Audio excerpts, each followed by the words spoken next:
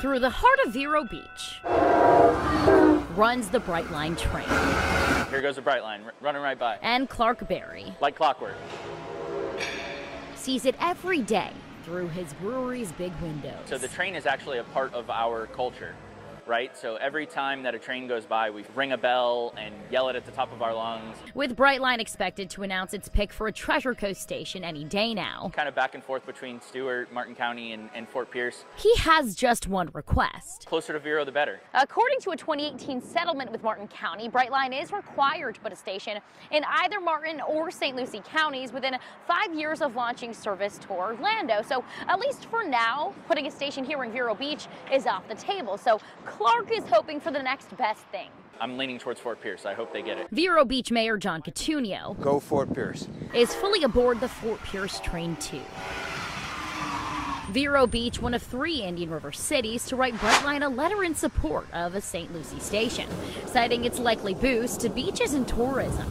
Having another avenue for staycationers and tourists to come by and pay us a visit would be great. Keith Kite of Indian River's Chamber of Commerce. The train came through right here. Noting Fort Pierce is more central to all of the Treasure Coast and more accessible to his county. If you include us, which we are the Treasure Coast as well, we're talking over 300,000 people in a high demographic that travels.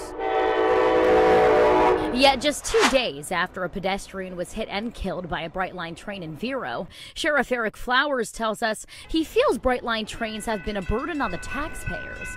His statement reading, quote, "We understand they are still working on certain intersections with plans for future upgrades. But so far, Brightline has only added to our responsibilities, pulling resources away from other places like our detectives." But Kite's argument, if Brightline's running through anyway, why not reap the benefits? I think that we can solve the safety and sound issues. So for now, until Brightline blares its choice, but I'll sit on the edge of my seat here. Excitement will continue to brew.